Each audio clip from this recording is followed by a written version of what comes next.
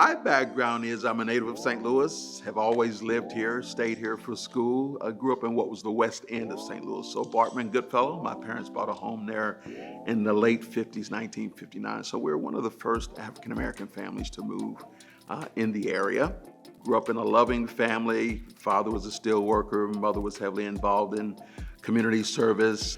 There are 6 of us in terms of children, so I have 3 brothers and 2 sisters. I am the 4th of those 6, and really grew up as a tight-knit family.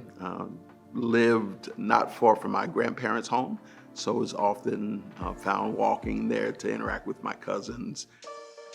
Went to Soldan High School, so I'm a Tiger. Dozier Elementary School, which doesn't exist anymore, and Enright Middle School, which is now an apartment building. So most of my life has been at the west end of the city of St. Louis, or Washington University, which is just west of Skinker, and I live just west of Skinker now. I had the chance to attend St. Louis University as well. So I went to school, had a chance to go to college, as I mentioned before, to Washington University, and majored in psychology.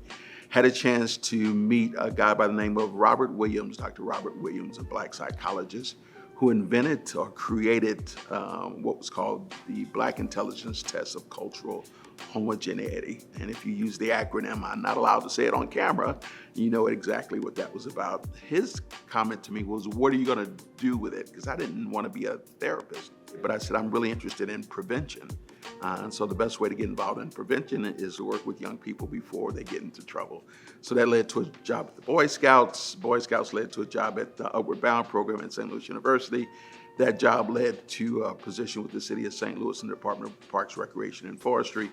That job led to a position with Inroads, and then that job led to a position with Boys and Girls Club. So the majority of my career has been focused on young people, helping them to get access to opportunity and to prepare for the future and make sure they had a good foundation. The more you had access, the more regular your access was to these programs and services, the greater impact we were going to be able to have. And so we began to look at where the needs were, where the opportunities were, where the resources were, because that was really, really important. And that led to the expansion of the program over those years, including the Adams Park Community Center, where we are today. But once you finish, you're done now. You needed fun experiences to attract a child to the club. You need to have good, capable staff to build relationships with them. You had to have meaningful program for them to come on a regular basis and give them a sense of belonging. But at the same time, you had to put things in place that were gonna keep them there for an extended period of time. So it was kind of like building blocks, if you will. Most young people don't come to the club to have their character built, but they want to play sports. They want to hang out in the game room. They want to learn how to swim. They want to work with computers. So how do you begin to tie those things together to make sense for young people? Well, it's interesting. Recognition is foundational to Boys and Girls Clubs. I think when you take the time to recognize a young person for what they've achieved, that encourages additional achievement. It promotes success.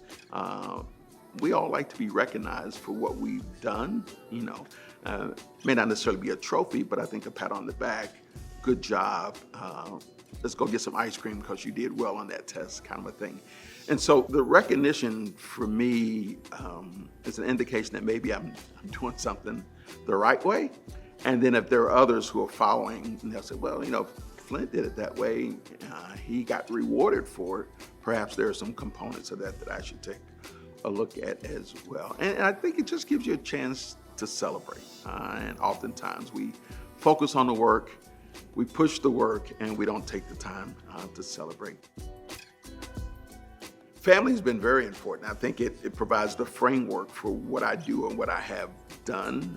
Again, starting with my parents and my siblings and how we were raised and what opportunities we were given and what expectations were put out there for us. And then having my own family, wife and children, and knowing what I want the best for them, kind of sets up an opportunity for you to really strive for excellence. If I want my children to do well, I've got to model that for them. If I want my children to be kind and loving, I've got to model that for them. If I want my kids to be passionate about something, I've got to model that for them. If I want them to have compassion and empathy for other people, I've got to model that for them. And so the work at the Boys and Girls Clubs has given me a chance to sort of expand my family, because what I've done at home, I think I've tried to do in the workplace, whether it's for the kids, for their parents, or for the staff people that I've had the opportunity to work with.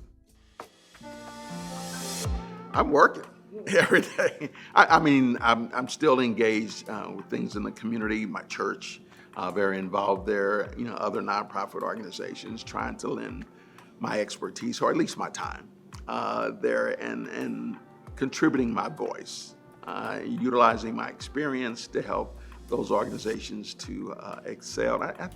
I can't think of anything more wasteful than to spend a career gathering information and learning, and then turn around and keeping it to yourself and let it die off somewhere. So I think I have a desire to sort of unload what I've learned in order to help others. So, retirement gives me an opportunity to do that, and it gives me a chance to take a breath every once in a while too. So I appreciate the time to relax and to mentally and emotionally kind of unplug